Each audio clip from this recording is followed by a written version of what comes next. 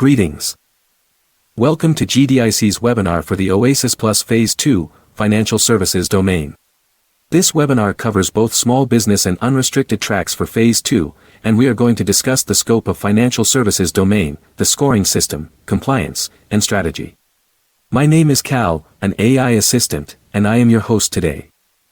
With me is Ab Vand, VP for Capture at GDIC and a subject matter expert on self-scoring proposals. Ab will guide you through today's deep dive into the OASIS Plus Phase II financial services domain opportunity. Ab has over 30 years of experience in capture and proposal management. He is considered an expert in self-scoring as well as traditional proposal and capture efforts. Ab has managed over 1,000 successful capture and proposal efforts and is a regular contributor to GovCon magazines. He has also held numerous training webinars for various APMP chapters and Apex offices throughout the U.S.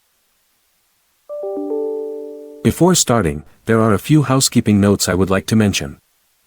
First, this webinar is being recorded and the link to the recording will be sent to you within 24 hours. Second, we will hold a Q&A session at the end. You can send your questions during the webinar by the chat system to the right of your window and Ab will address them at the end. Third, you can download this presentation by clicking on the link under File on the right-hand side panel on your window. We highly recommend you download the slide deck so that you can always refer back to it. So let's see what this webinar covers. We will first give a quick intro to GDI Consulting Services. Then before going into OASIS Plus Phase II, we will review Phase I and then build on that and explain the general information about Phase II. Then we will have a thorough discussion of the scope of the financial services domain. Before Ab explains the OASIS Plus scoring system, for those of you who are not familiar with self-scoring evaluation systems, he will quickly explain what this new system is. Then we will deep dive into the scoring system, covering all the aspects involved. Compliance is one of the most important aspects in these types of proposals and Ab will cover it providing guidance and experience. Ab will also touch on teaming which is very important in OASIS Plus. Lastly, we will provide some strategy recommendations and experience sharing and then finish with the Q&A session. So with that, I will now hand over the control to Ab to start the webinar. Ab. Thank you, Cal, and hello everyone. Thank you for participating in our webinar. We have a lot to cover, so I might be going a little bit too fast. That's why we recommend that you download the slide deck so you can always refer back to it. And of course, you can type in your questions on the chat system and I will answer them at the end. So let's very quickly go over GDIC services and then we can go into the main subject of the webinar. So we've had GDI Consulting has had over 15 years of solid performance with a 98% win rate on OASIS Plus Phase I. We had 98 clients and 97 of them were awarded. So a 98% win rate. We've had an overall 81% win rate for all agencies, 82% for DoD. And we've had 289 wins in 2024 with $19.6 billion worth of contracts that we got for our clients. I won't go into the details of the rest of these numbers, so you can always refer back to these when you download the presentation.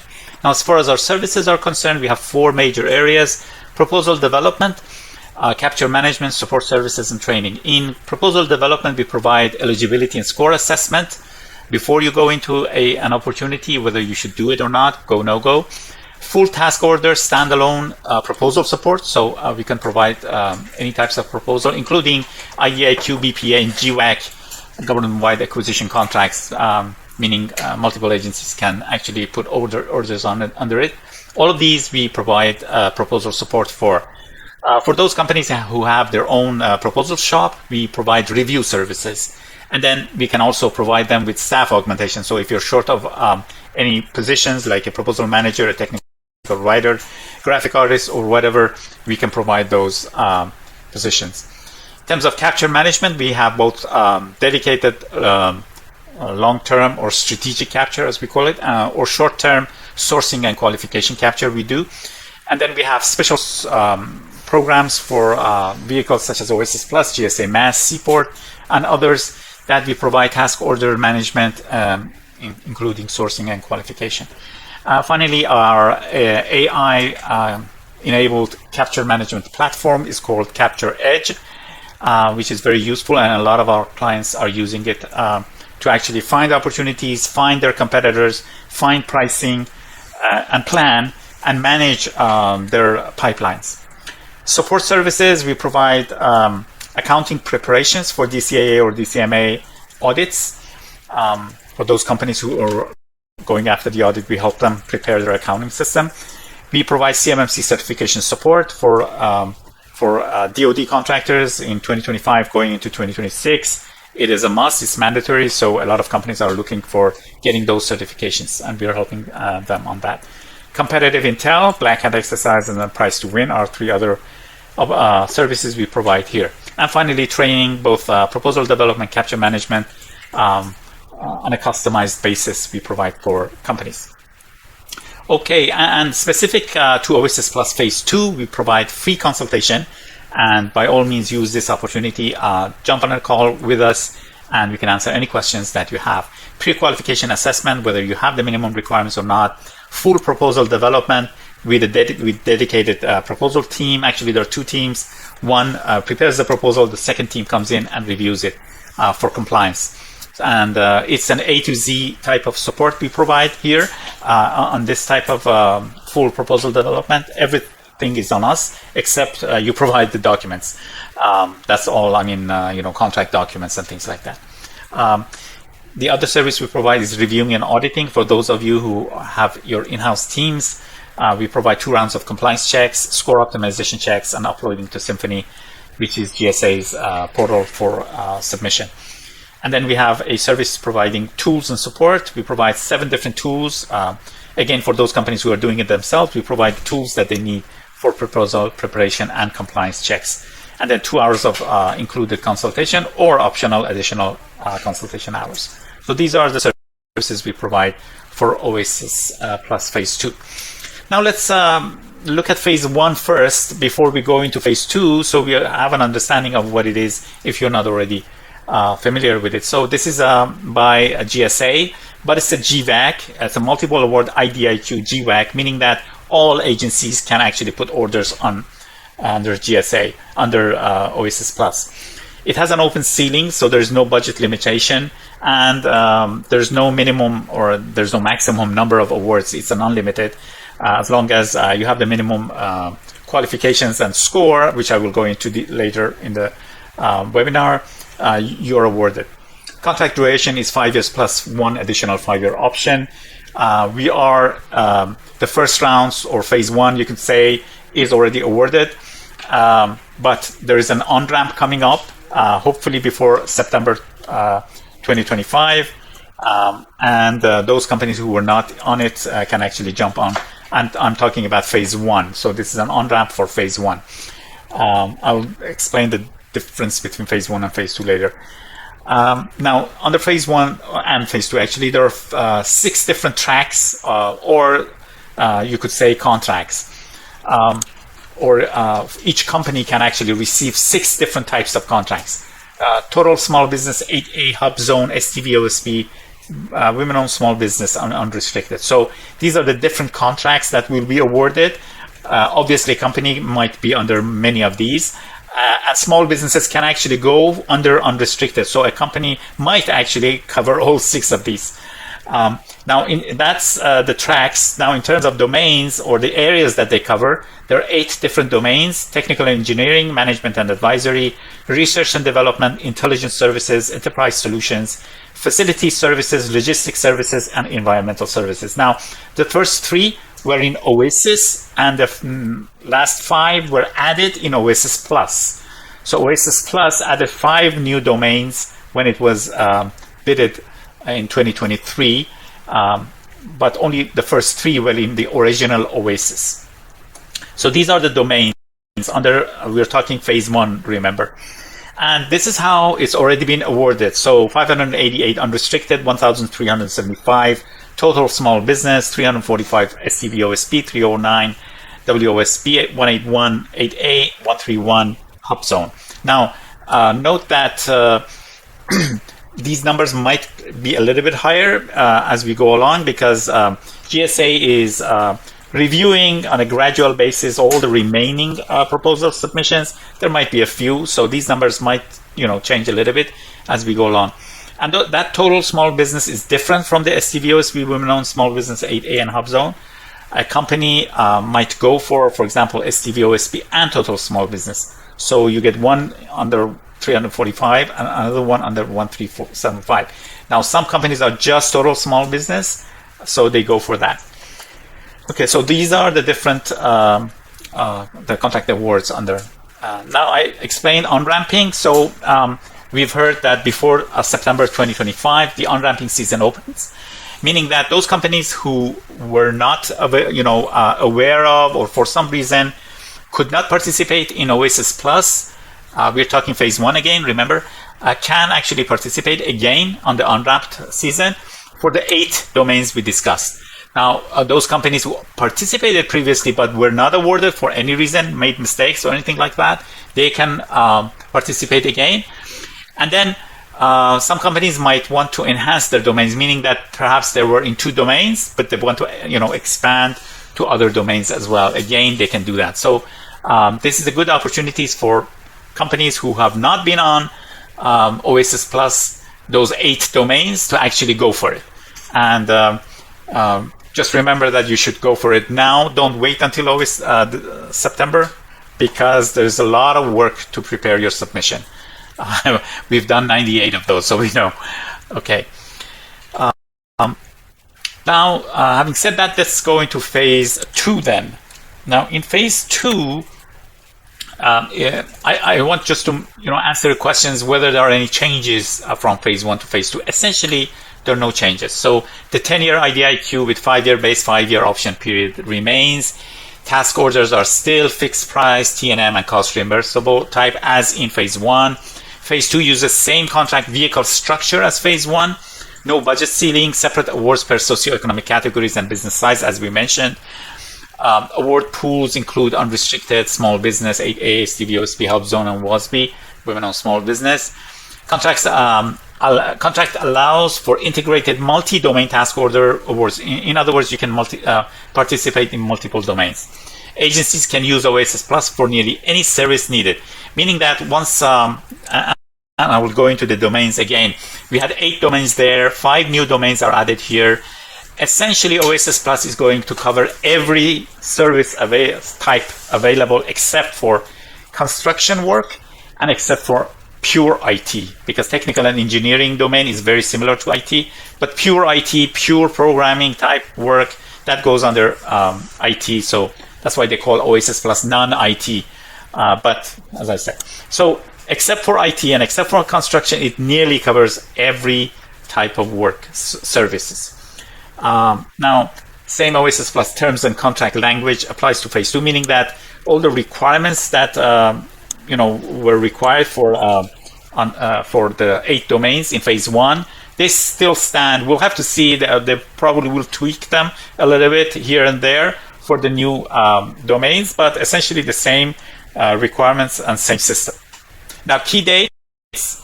So the RFI for phase 2 was released on June 17th this year, 2025.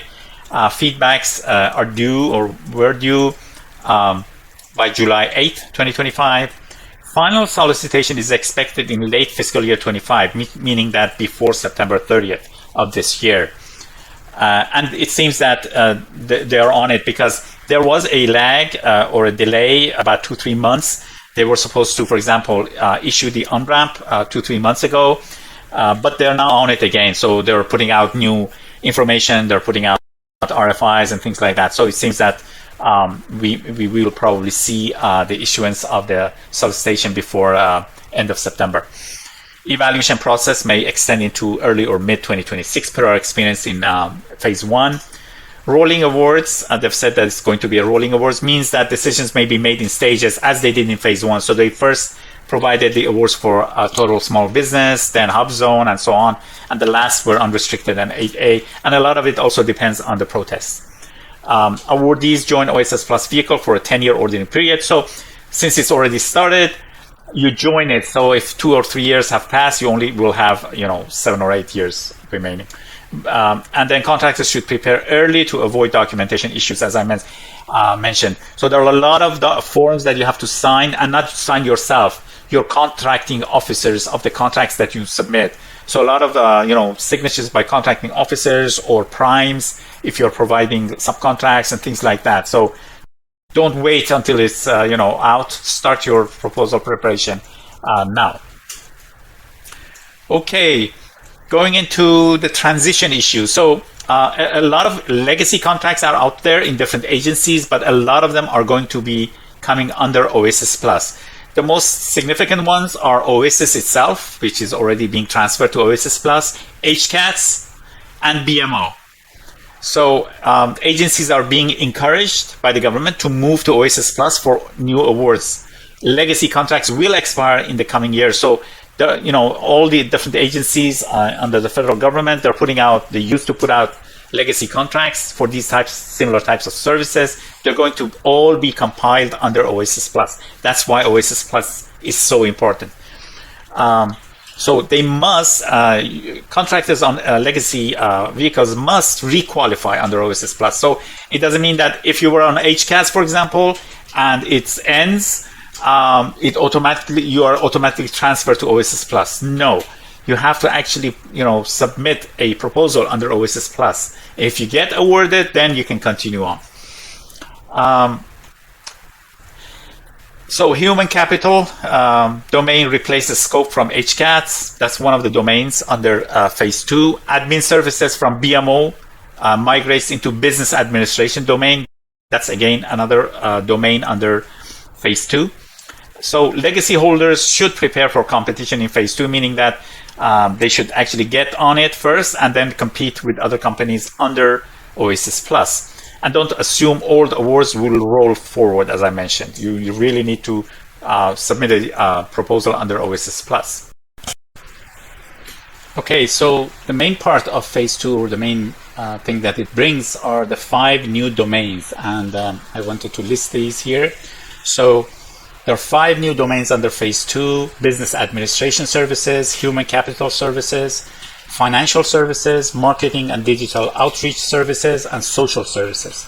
So these 5, together with the other 8 in Phase 1, they cover almost all the different types of services that the government needs, except for construction and IT. And in fact, as far as IT is concerned, the domains technical and engineering, research and development, intelligence, cover a lot of IT, and we had a lot of clients who actually were IT companies and were participating in those domains. But overall, you can see that those 8 plus these 5, they cover almost all the needs of the government in terms of services. That's why OASIS Plus is so important. Now that by the Trump administration's new policies, GSA is going to be used more and more in terms of acquisition. So you can see that the importance that OASIS Plus is receiving, and we're going to see a lot of task orders under OASIS Plus Phase 1 and Phase 2 domains. So each domain has its unique NAICS codes and qualification requirements. I've said TBD, but because they have not issued how the scoring works under each of these 5, but based on the scoring system that is for the other 8 in Phase 1, and since the contract is going to be the same, we are going to see the same requirements. Essentially, maybe the points here and there are a little bit different, but essentially the same system, and we'll see that in a minute when I go over the scoring system. And you as a contractor can actually submit for one or more domains. So you might go for all of these 5 domains or just one of them. Each of them requires a separate submission, a separate proposal, but you are allowed to submit under all of them or just one. Okay, so let's now have a deeper look into the financial services domain and its scope and other issues related to financial services. So in terms of understanding the scope, you can see that it covers accounting services, audit services, budget formulation, cost estimating, financial data analytics and reporting, grant management, budget formulation, economic and financial advisory services, financial fraud detection and prevention, financial transaction processing and reconciliation, credit and debt management services, loan portfolio management and services, and finally financial risk management. So these are all the things that fall under the scope of financial services domain. Now, as far as the NAICS code are concerned, it is important to understand, and I will explain this later, but to get your score up in OASIS Plus, you need to provide 5 contracts that are related to financial services. Now, that relevance, that relation being related to financial services, is proven through the NAICS code. So if the NAICS code of the contract you're putting on the table is any of these that are listed here, from 541611 all the way to the end, 523150, then you don't have to provide any other proof for that contract as far as the relevance is concerned. But if your contract does not have that NAICS code, or if you're using a subcontract, or if you're using a commercial contract, all of these are allowed. Then you would need a form called JP3. It comes with the RFP. You have to get the contracting officer's signature or the prime's signature if you're using a subcontract, or the commercial client or local state government's signature on it, and then the government accepts this as proof. But and that that leaves out a lot of chasing contacting officers and things like that. But if you have these NAICS codes on your contract, it's a federal contract, obviously, then you don't have to chase the contacting officers or the clients or the primes to actually sign that form. All you have to show is that your contract did have this NAICS code. So that's why NAICS codes are important, and I've listed them here. Now, who should actually participate? I mean, what type of company should you be to participate under the financial services domain? So all the CPA firms with experience supporting federal financial operations, consulting firms with grant, audit, and compliance services, vendors with financial systems, integration or data analytics, previous GSA Schedule 520 contractors who are migrating to OASIS Plus, small businesses supporting OMBA 123 or internal controls, firms that provide audit readiness and risk assessment, organizations working with CFO Act agencies or DoD FM, businesses with GAGAS compliant past performance, JV or mentor-protege teams in financial advisory services, and finally subs seeking to partner with large primes in finance domain. So these are the different types of companies who might be interested in following the financial services domain under OASIS Plus. Okay, so I'm going to describe and explain the scoring system under OASIS Plus, but for those of you who are not familiar with self-scoring evaluation that GSA is using, I want to very, very quickly, in just one slide actually, go over what this is, because OASIS Plus is a self-scoring type proposal. So essentially, there are the traditional type proposals and there are the self-scoring proposals, or traditional evaluation systems by the government and self-scoring evaluation. In the traditional type work, you prepared your proposal writing towards different things, like you had usually a technical volume, you have a management volume perhaps, you have a past performance volume, and everything is you write about it. So you write about your past performance, past experience, you write about your technical capabilities and your management capabilities. But in self-scoring proposals, it doesn't work like that.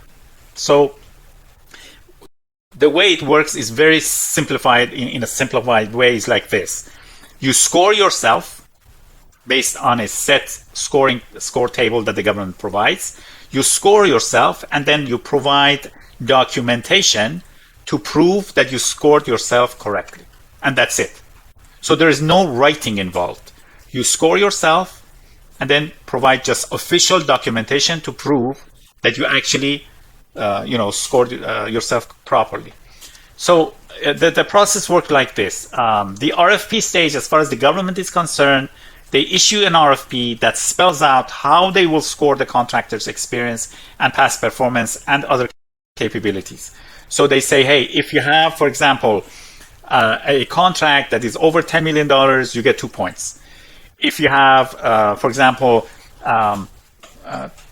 top secret facility clearance, you get 5 points, things like that. So they actually spell out the scoring system, what score you get for what type of capability.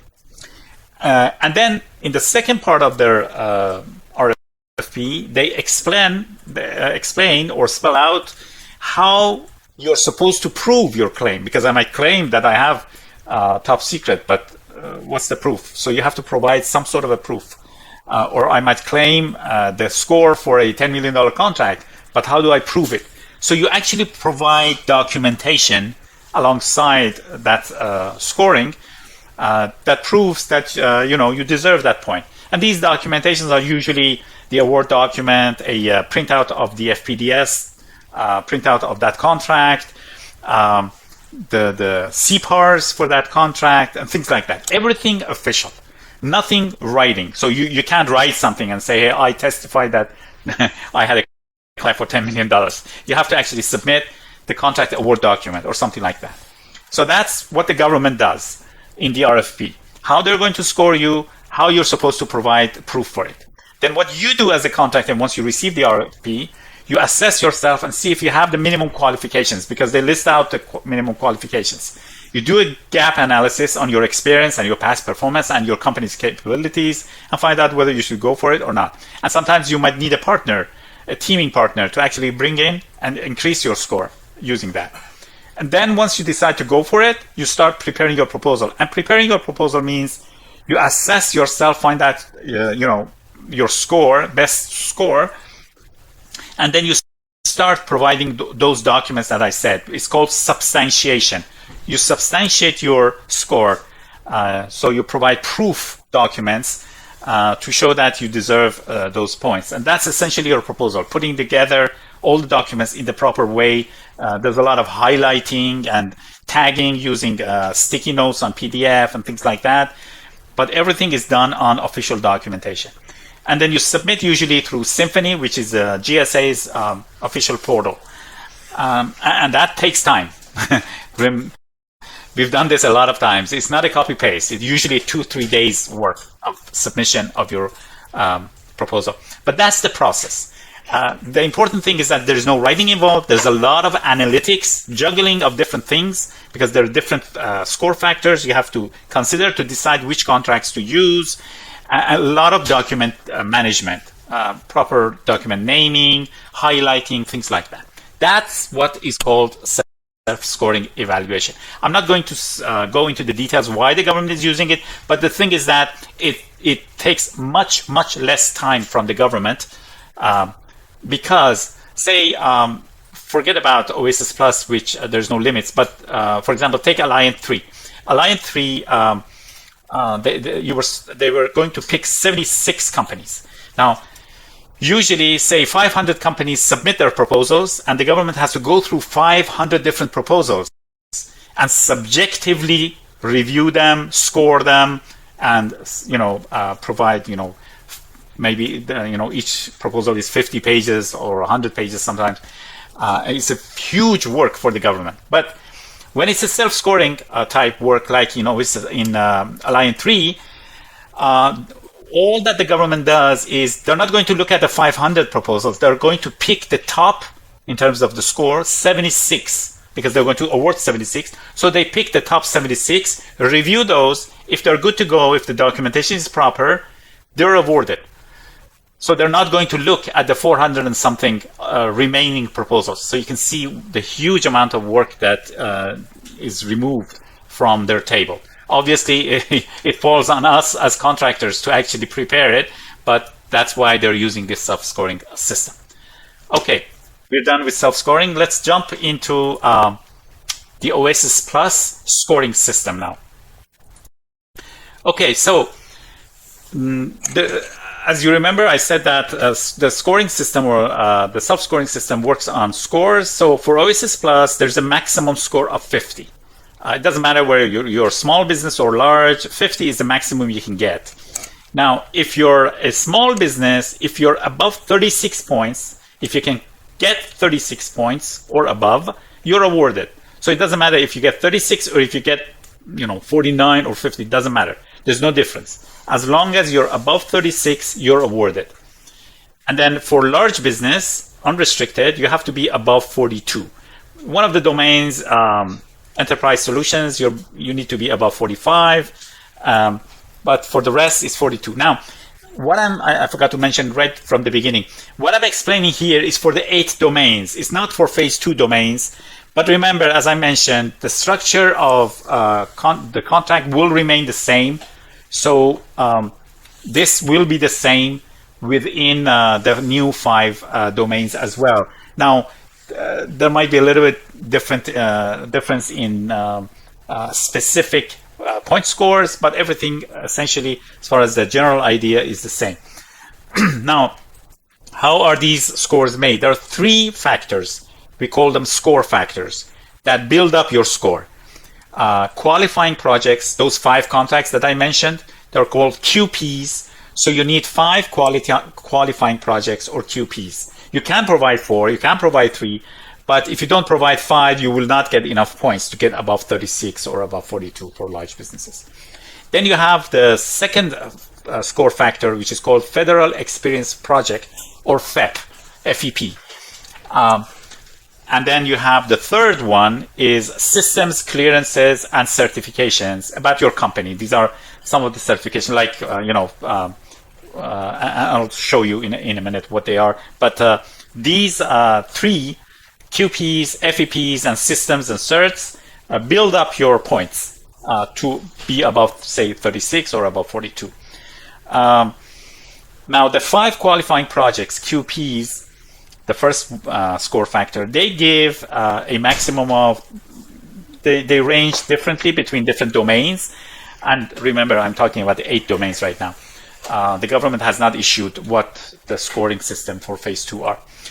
So they give between 35 to 45 points. That's 70 to 90% of the score if you're a small business, and 34 to 44 points, or 68 to 88% for large businesses, depending on the domain. The range is because of the domain. Meaning, what I mean here is that the QP factor is the most important. Some of our clients got all their points from QPs, and they got 0 under FEP, and they got 0 under systems and certifications. But their contracts, those 5 contracts, were so good that they got above 36 or they got above 42. So as you can see, I want to emphasize the selection of those 5 contracts is the most critical and most important thing. And it will be the same for phase 2 domains that we will be seeing. So let's start looking at the numbers. So we are now looking at the QP subfactor. QP was qualifying projects, 5 contracts. This table is for small businesses. It shows you under each of the 8 domains how many points you get. So, and remember, it's for 5 contracts. You don't multiply this by 5. You divide this by 5 to get the number per contract. So QP relevance, remember that NAICS code I mentioned, it falls here. So to be relevant, the contract must have been performed within the past 5 years or be ongoing with 6 months of performance. But also, it must have that NAICS code, or you have to get that form filled and signed by the contracting officer. Also, there is a value attached. Now, the value for most of these, and we are talking small business, is $500,000 annual value, meaning that if you have a contract for $2 million, but it's for 5 years, that's, if you divide 2 million by 5, that's $400,000. You can't use that contract. But if you have a contract that is only $600,000 for 1 year, that's acceptable. That can be used. So $500K annual value, except for facility and environmental, which were $250,000. Now, this is one of the factors that we'll have to see the government, how the government will assign for the 5 new domains, whether they're going to be 500K or they're going to be 250, for example. Okay, QP scale. I will go into the details of these later, but QP scale, meaning that how many FTEs you used in that contract, or if the value of the contract was over, say, not 500K annual, but $1 million or $5 million and things like that. So if the value is larger, you get a few points extra. Integrated experience, whether, for example, you've used that contract that we're talking about 5 contracts, remember?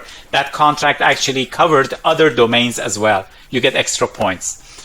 And then going down to QP management and staffing, again, the number of staff that you've used, whether they had security clearance, things like that. I will go into details of this later. You get points there.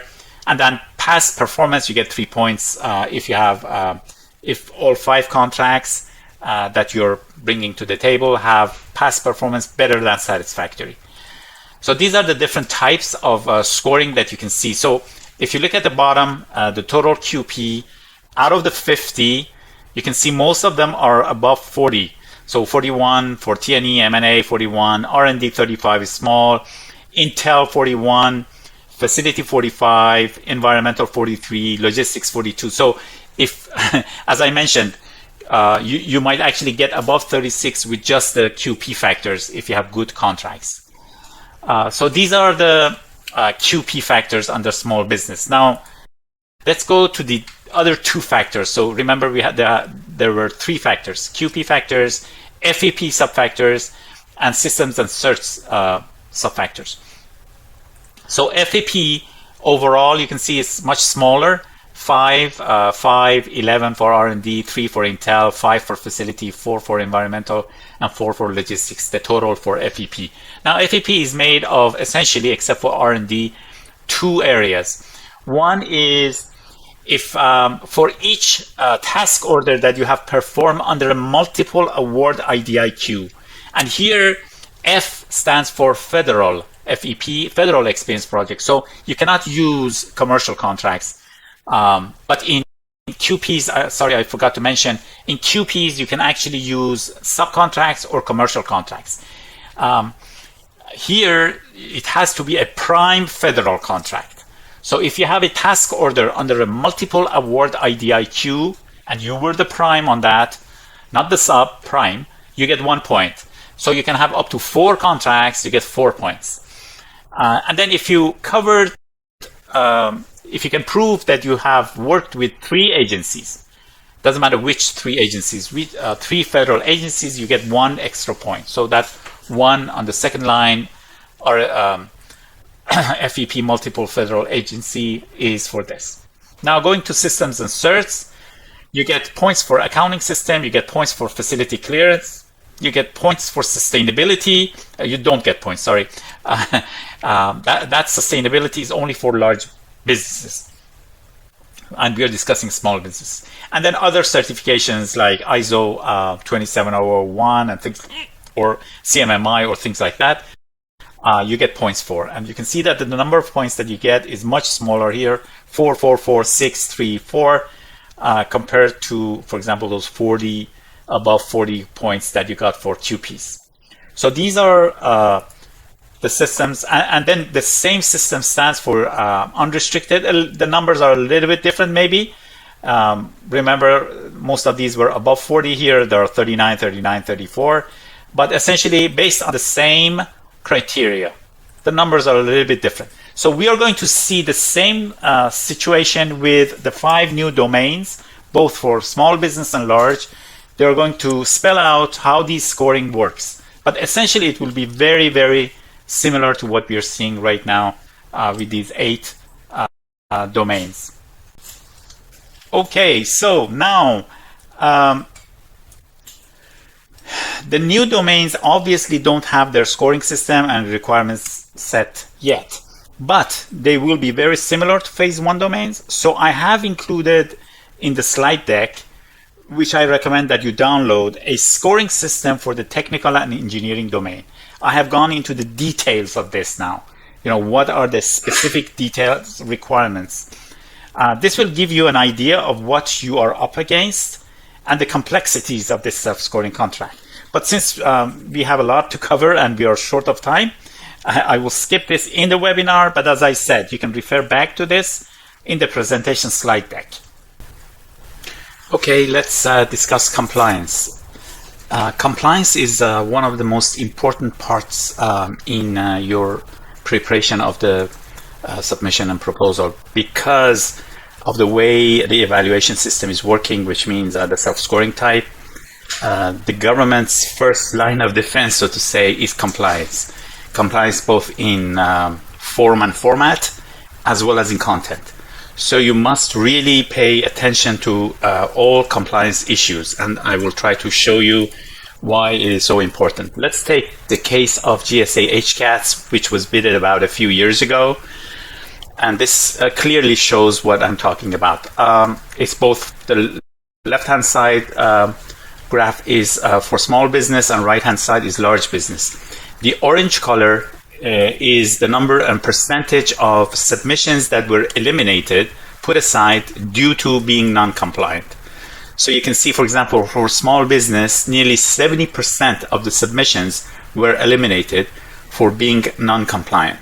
And look at for large business, even large businesses who usually have much more proficient proposal teams, they got 49%, nearly 50% eliminated due to being non-compliant. So compliant is a really important issue when you're preparing your proposal, and I can't underemphasize this issue. Now, some of the most common compliance issues, misunderstanding the requirements and its consequences, including over-scoring yourself. So, claiming some score, thinking that that is correct because you didn't understand the sections L and M properly and the forms and everything. Contracts used as QPs and not being entirely relevant. Problems in annual value calculations, past performance ratings, and flat out irrelevant content for the domain or relevant content for the domain having minimal values in the contract. Meaning that you cannot use a contract that is, I'm exaggerating, is for construction, but it has a part that does some sort of a technical and engineering, and then use that contract for technical and engineering. What I'm explaining all lie with phase 2 as well, but I'm just giving examples that I've seen people trying to do. So there are some minimum factors involved for the 5 QPs that you bring in, how old it is, what's the annual value. Remember, it was 500K in most domains for small businesses, 1 million for large businesses. Past performance ratings. I did mention that the average rating for each contract must be above, not equal to, above satisfactory. And then irrelevant content, not having the proper NAICS code, and then trying to reason out why it's relevant and that sort of thing. Incomplete substantiation in general. Now, you deserve the points, you have actually performed that contract, everything is okay, but you don't provide the correct documentation in the proper way, with emphasis in the proper way, because you might even provide the documentation if you don't highlight it properly, if you don't tag it, name it properly. So both in format and in content, you really have to provide your substantiation documents properly. Contracts not having proper signature, NAICS or PSCs. I've seen that as well. For example, I've seen award documents that weren't signed, and our client thought that that was enough. So they had to rush at the last minute to get it signed again, or find a signed version of the contract award. Many times you're so happy when you receive the contract, you don't look at the place where it's supposed to be signed by the contracting officer. Or the proper NAICS code or PSCs, all these. So we really have to show them properly in our submission. And then not submitting the proposal correctly to Symphony. As I said, Symphony is the government's online portal. And if you do not submit properly, you will not get the proper points. If for example, you have the documents, but you don't submit them properly, the government at the end of the day does not receive the substantiation documents, the proof documents, and you lose points. So and that's why I said submitting to Symphony takes usually 2 to 3 days with all the compliance checks and reviews to ensure that your documentation is there properly. So these are some of the common compliance issues. Of course, there are a lot. I just did not want to go into a lot of detail. I just want to emphasize the importance of compliance for you. That's why we create a lot of checklists when we prepare our submission. So this is one of the checklists, for example, we use on OASIS Plus. These checklists ensure that for each point factor, you are actually providing the documentation. Sometimes for 1 point factor, you must provide 3 or 4 different documents. And then once the document is there, the tick marks that you're seeing is what is on the document and whether it has been highlighted and tagged, meaning a sticky note on PDF. So the company name, for example, up at the top, the company name is there. It has a tick, meaning that it's highlighted and tagged. Contract number highlighted and tagged. Agency or company name, if it's a subcontract, is highlighted and tagged. Again, for relevance, for example, the POP start, POP end, contract amount, annual value, NAICS code, all of these must have been tagged. So you need these types of checklists to make sure that you really provide all the information that is needed to get your points. Okay, so that was a short discussion of compliance. Again, I don't want to overemphasize it, but it's really important. Now let's talk about teaming, which is also important. Now, why is teaming important? It's because, look at that general rule. It says you can use a partner, meaning by partner, I mean either a prime sub agreement or a joint venture agreement. You'll see that you can use a partner's past performance for both QPs and FEPs. So around 92% for small businesses and 88% for large businesses to some extent can be used by the partner's contracts. What I mean is that there is no restriction as to the number of contracts of the 5 contracts or the FEPs that you bring from your partners. I mean, you can even have, all 5 coming from your partners, all 5 QPs. So that's why it's really important to understand the importance of teaming, whether it's joint venture or prime sub agreements, in that at the end of the day, the government is going to look at your score, whether it's 36 or above, or whether it's 42 or above for large businesses. And if you're not there, best way to get there is to bring in a partner. There's nothing against that. No points are extracted from you because you have brought a partner. So by all means, use a partner. Now, you must understand also that we have a strategy, we call it cushion points. I said that you have a minimum of 36 for small businesses and 42 for large businesses. But you don't want to be right at, right at 36, right at 42. You want a few more points, we call them cushion points, because at the end of the day, you don't know how the government is going to like this or that, point that you have claimed. You want a few cushion points, so even if the government deducts a few points from you, you're still above the minimum threshold. That's why, again, sometimes you might by yourself be at 36, but it would be good to bring in a partner and add 2 or 3 points, those cushion points, just to make sure that you actually get awarded on that contract. Now, there are some restrictions. The most important one is that a company can prime in one submission and then be part of a team in another, but the restriction is that you can't use the same contract if the domain and the track are similar in 2 different submissions. And emphasis is on that and. So say your company A, you're submitting solo and you're using this contract, contract X. You're submitting for 8A T&E. Now, you create another company comes in and says, hey, I'm short of a contract. Can you be sub to me? You say yes. You use the same contract, that you submitted yourself for T&E, but you submitted under 8A. If they submit under STVOSB, no problem. The only restriction is that both of you submit under the same domain and same track. If the domains are different or if the tracks are different, you're good to go, you can do it. That's why a lot of teaming happened in phase one. Companies who had, say, who were strong in one domain, for example, but had one or two contracts in another domain, they teamed up with other companies with the same problem. So one company was strong in T&E, the other company was strong in management and management, and they teamed together. And this way, they call it over and under. So that sort of agreement is possible, and you should use it by all means. Okay. Now there are some restrictions specific to mentor-protege JVs. So for mentor-protege, not for JVs, but for mentor-protege JVs, at least one of the QPs must come from the protege. So you have 5 QPs. You can't have a situation in which all the 5 are coming from the mentor. So at least one of the contracts must be coming from the protege.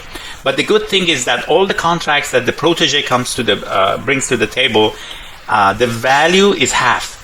So for example, remember that the annual value for the QPs was 500K, say for T&E. If the mentor's contracts must have that minimum annual value, but the protege's contracts can have minimum value of 250K or above. So the protege's contracts can all be half. The same thing stands for FTEs. For example, one of the requirements is that how many people you used in the contract, and you get points for it. If you had more than 5 or more than 10 or more than 15. Now, if the if that contract belongs to the protege, and you would usually get 1 point if it's over 10 FTEs. For the protege contract, you would get 1 point if the number of FTEs was over 5. So again, the numbers are halved. And remember that this same rule applies for unrestricted as well. So if a mentor protege is participating in an unrestricted track, again, instead of $1 million annual value limitation, all the contracts that come from the protege can be above 500K. So those are the rules for the mentor protege. At least one must come from the protege, but they are halved in terms of the requirement of the value and FTE. Okay, one last thing about partnering and teaming is that we have created a free portal for this same requirement. So, and you can see the URL at the bottom of the screen. You can go in there, you can register yourself. Once you're reviewed and your registration is okay, then you can reach out to any company you like. So it's free. You go there. Hundreds of companies are already on that, and you can communicate directly through the website, or actually, we can get each other's emails and communicate outside. It's up to you. But companies are categorized there by domain, by set aside, all of that. So you can actually use that, find companies, and try to find subs if you're looking for subs, or the other way, if you're looking for primes, again, you can do it. So that's a good thing. And this is the first, the homepage of that website for partnering on OASIS Plus that you can use.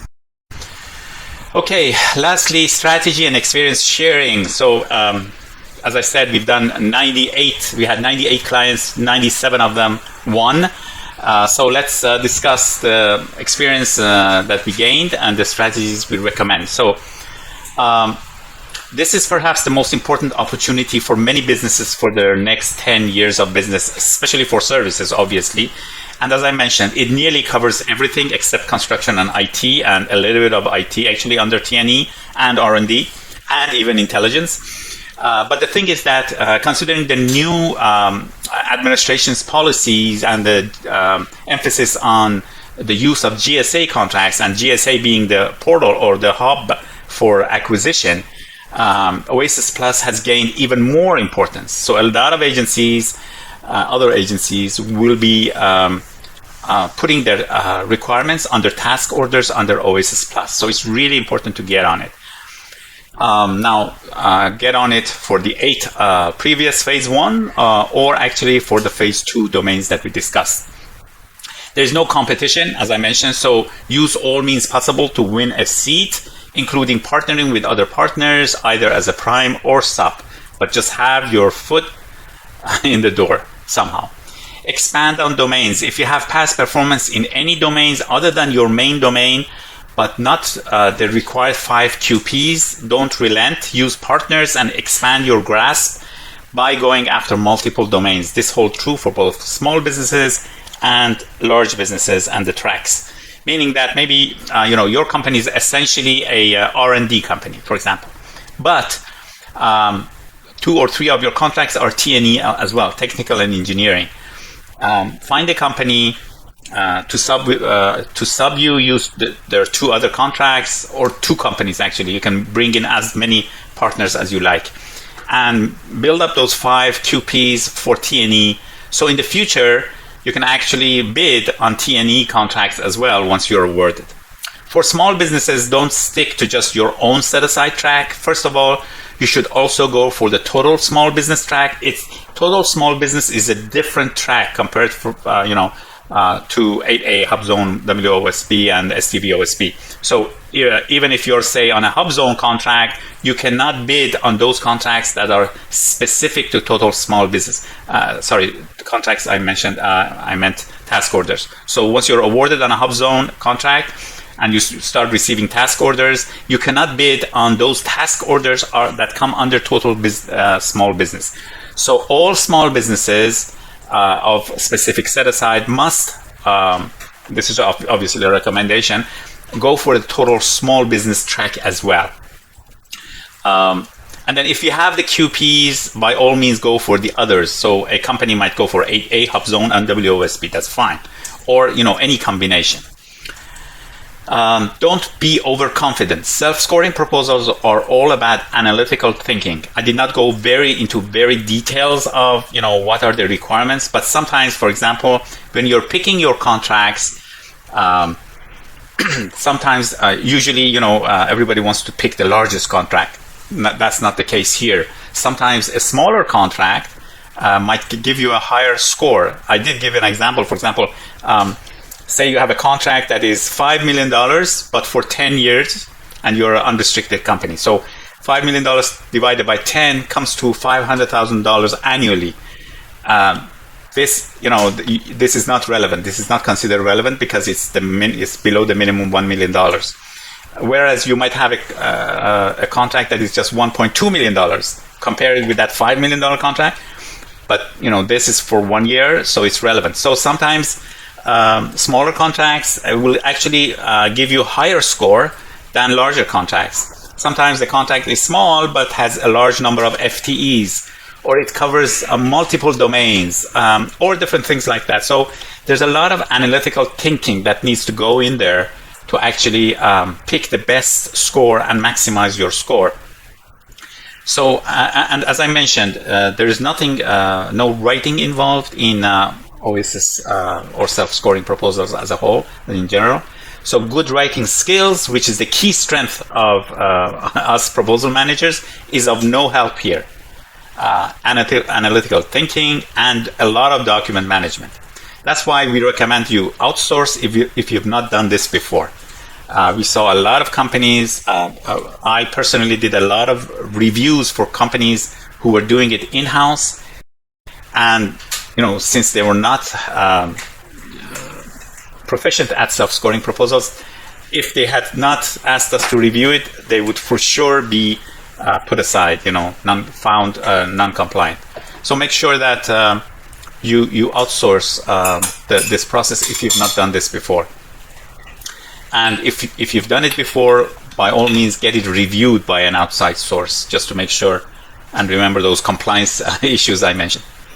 Now, focus on your QPs. They are the driving factor. So don't fret about not having this or that systems and certifications, or not having the FEPs, federal experience projects. That's not the case.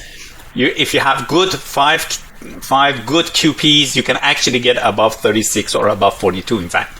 So concentrate there, and then once you're happy there, then move to the others. I saw many companies, for example, what they did was that they brought in their own QPs. They put a lot of emphasis on that and finalized that. And then they found one or two subcontractors, for example, that would give them FEPs.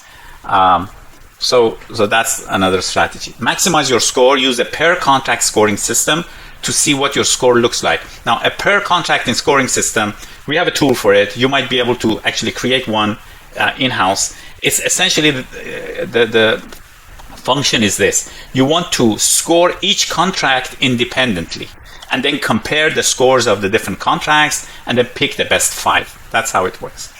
If below the threshold, 36 for small business, 42 for unrestricted, select a partner as soon as possible. Companies are already teaming up, so you need to hurry. Now, a lot of companies have already teamed up for phase 1. They probably cannot use their contracts. Sometimes if it's a different track or different domain, they can use it. But I mean, don't wait until phase 2 comes out and then try to find teaming partners. You'll have a very, very hard time. I've seen this before. Ensure that you have 4 to 5 cushion points, as I mentioned, or at least 3 or 4 cushion points above 36 or 42, even if you have a partner, even if you have to get a partner, I mean. So those cushion points are important. That's what I meant. I explained it, meaning that if the government finds fault with some of the claim points that you have provided, and you lose 1, 2, 3 points, you're still above 36 or 42, and that's why you will be awarded. Maximize the use of your subcontracts and or commercial contracts if you have any. There's nothing against using all 5 QPs being commercial. There's no problem. At the end of the day, the government just looks at the numbers, just looks at the score, and you get the same score if you use commercial contracts. So by all means, maximize your use. Check compliance, think compliance, and eat compliance. So emphasizing compliance again. And don't lose time. Time is of essence. Believe me, the 90 days that the RFP provides, the previous one provided 90 days for submission is way, way, way too short. Start yesterday. We've seen this before because you have to get a lot of signatures, a lot of clarifications from your contracting officers, from your clients, if you're using subcontracts, from the primes or commercial clients. And those are slow processes. Compliance takes time as well. So these are my recommendations. Now, I do want to give you this idea as well. The way we actually prepare our proposals within GDI Consulting is that these are the phases we go through. We have a phase for contract selection and score optimization. And partnering falls here too. So we try to find which contracts for our clients are the best and how to optimize the score. And then we recommend, for example, whether they should go ahead, in fact, a go, no go at the end of this phase. Or if they want to continue, they should actually find a partner to boost their score. So that's the first phase. And the graph at the bottom, you can see 50% of the time and resources is allocated to that first phase, contract selection and score optimization. Then we have the second phase, which is a proposal preparation phase. So we put together the documents, the 5 QPs, the FEPs, the system and certification documentation. We highlight them, we tag them, sticky notes on the PDF. We change the names and go through all the processes to prepare them. Then that usually takes 25% of the time and resources. Then 20% of time and resources goes to compliance reviews, at least 2 rounds of compliance reviews. Now, previously, at least what we do compliance reviews and reviews within the first phase and the second phase. So both in selection and in preparation of the documentation, we do review it. But we have a second team, a review and compliance team, comes in the third phase and starts reviewing and going back and forth with our initial team, with our main proposal management team, to make sure that everything is checked and is okay.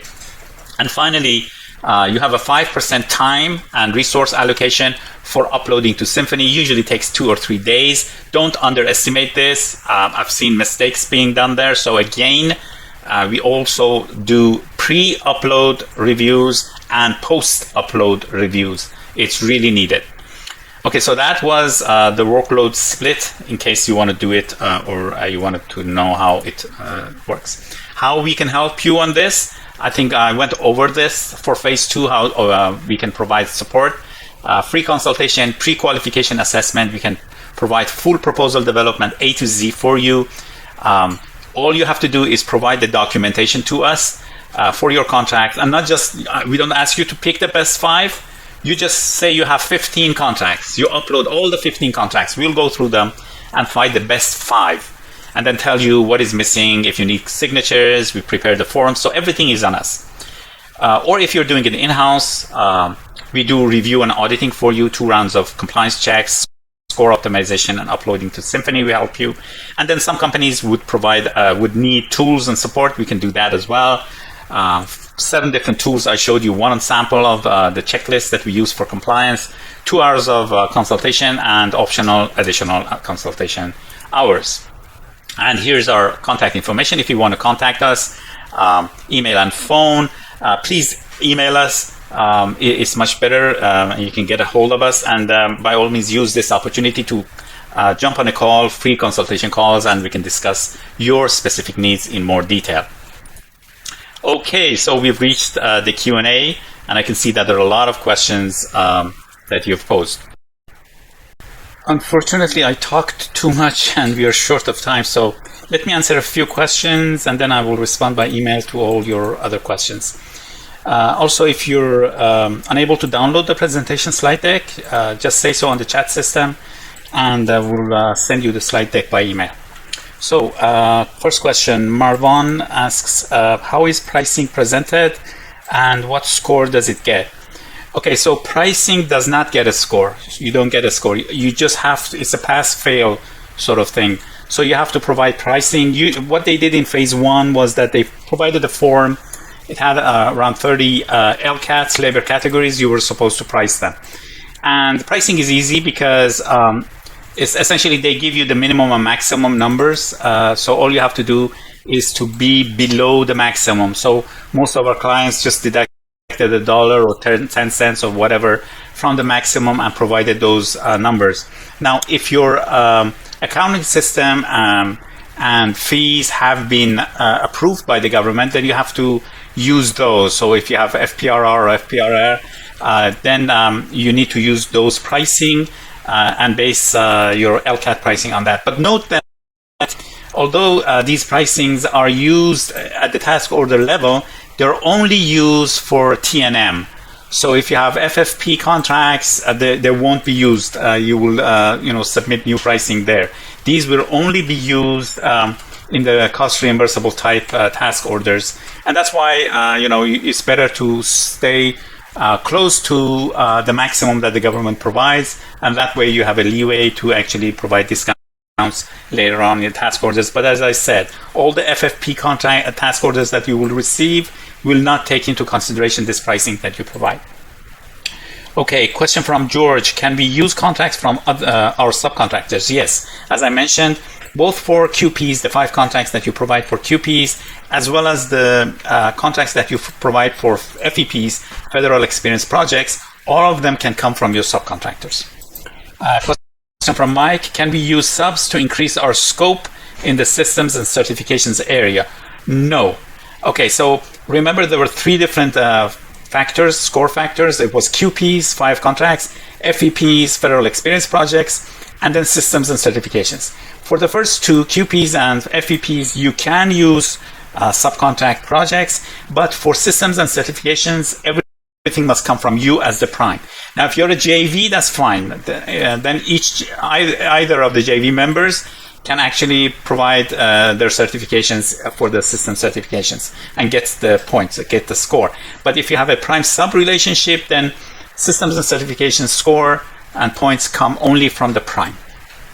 Okay, question from Paul. When did you say the full solicitation will be released? So from what we have heard, Paul, it will be before the end of fiscal year 2025, and that means before September 30th. So not many months left. Question from Adam. We are a large business and would like to go for multiple domains. How is the contract selection done for multiple domains? Do we still have provide 5 contracts? Good question. So you have to submit a separate proposal for each domain. So essentially you have to pick 5 contracts for each domain. Now maybe one contract can be used in multiple domains, but usually since you're using the NAICS code of the contract or things like that, it's usually the case that we've seen is that you would need to have 5 different contracts. So for each domain that you're going after, you need to have 5 different contracts. Okay, so there are quite a few questions about sales and our services. Those I will communicate with you directly, but yes, we do. We can provide you full support on preparing for these proposals. Okay, we are past our allocated time, so I would like to first apologize for not being able to answer all your questions. I will certainly respond by email. And thank you for participating in our webinar. I look forward to seeing you in our future webinars as well. Have a wonderful day.